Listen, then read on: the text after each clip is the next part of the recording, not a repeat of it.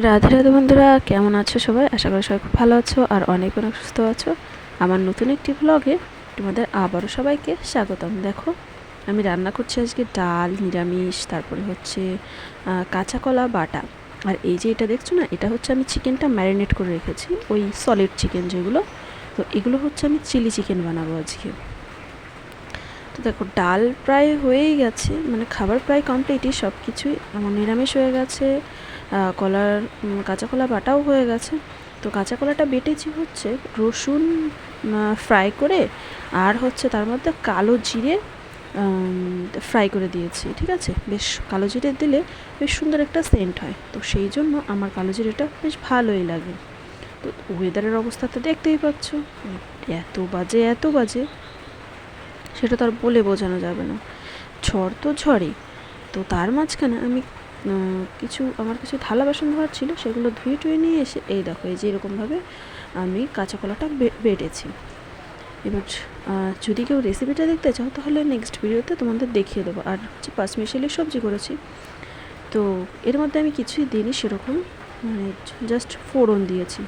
তো খাবারও বাড়া হয়ে গেছে, এবার ডালটা ফোড়ন দিয়ে দেবো।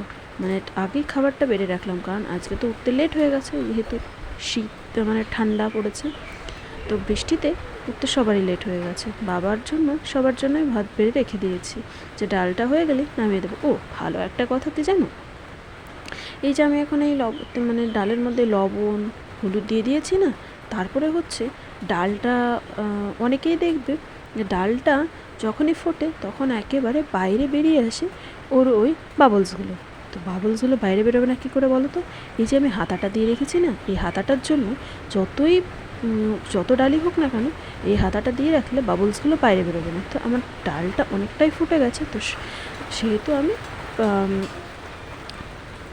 হাতাটা বাইরে রেখে দিলাম। তারপর আমি দিয়ে দিলাম হচ্ছে কাঁচা পেঁয়াজ দিয়েছিলাম, তারপর রসুন, শুকনো লঙ্কা, পাঁচফোড়ন, তো দিয়ে তেলের উপর দিয়ে দিয়েছিলাম। তো দেখো, হ্যাঁ, তো বাজে ওয়েদার কি বলবো। তো তার মাঝখানে আমাদের খাওয়া দাওয়া কমপ্লিট করে আমি থালা বাসনগুলো ধুয়ে নিয়ে আসলাম।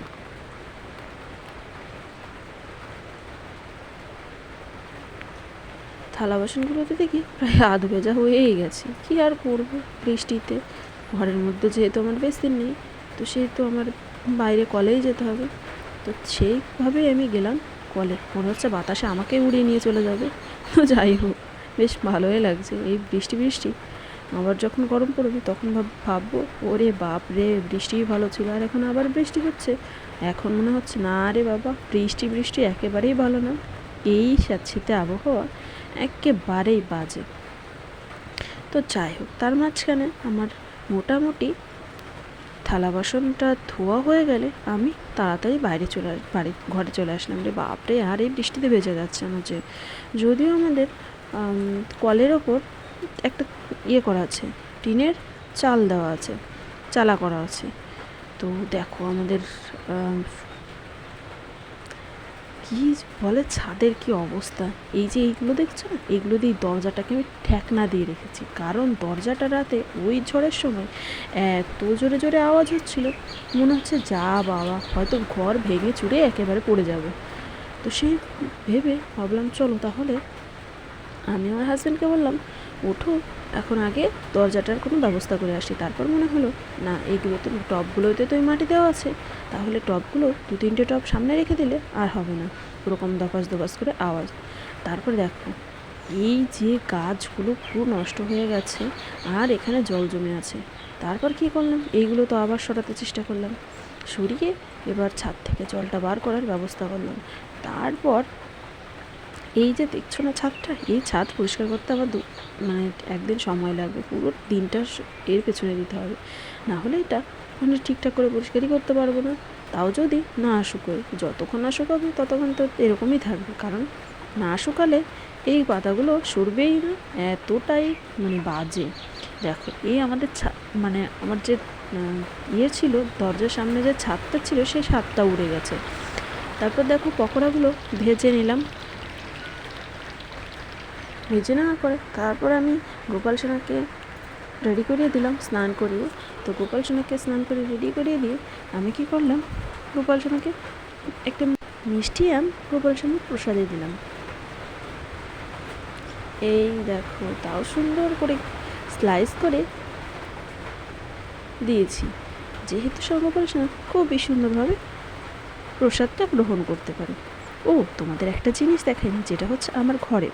তো আমি ঘরেও আমার গোপাল সোনাকে যাতে আমি সবসময় দেখতে পাই, না আমার গোপাল সোনার ফটো না, মানে একটা গোপাল সোনার ফটো কিনে নিয়ে এসে রেখেছি। চলো তাহলে সেটাও তোমাদের দেখাবো। দেখো আমার ছাদটার কী অবস্থা হয়ে গেছে, এটা পরিষ্কার করতে তো আমার তো কান্না পাচ্ছে এখন। বাপরে, এটা করতে আমার তো জীবন বেরিয়ে যাবে। মানে যাই হোক, কষ্ট তো হবেই, কী আর করবো, পরিষ্কার তো করতে হবে। হ্যাঁ, অবশ্যই পরিষ্কার করবো, আর পরিষ্কার না থাকলে আমার ভালোই লাগে না। তারপর কী করবো, যখন রোদ উঠবে তখন সুন্দর করে পরিষ্কার করবো। তাহলে চলো আমি ঘরে গিয়ে দেখাবো সেই গোপাল সোনার ছবিটা। তো দেখো, গোপাল সোনাকে রেখেছি একদম দরজার সামনে, কারণ গোপাল সোনাকে যাতে ঘরে ঢোকার সময় দেখতে পাই, আবার ঘর থেকে বেরোনোর সময় দেখতে পাই, যাতে চোখের সামনে দেখতে পাই, মানে সব সময়। গোপাল সোনা যেহেতু সবসময় উপরে থাকে, তো সবসময় উপরে গিয়ে তো আর দেখা হয় না। যতই হোক, সবসময় উপরে যাবো, ওই গোপাল সোনাকে দেখবো, সেটা সবসময় সম্ভব হয়ে ওঠে না।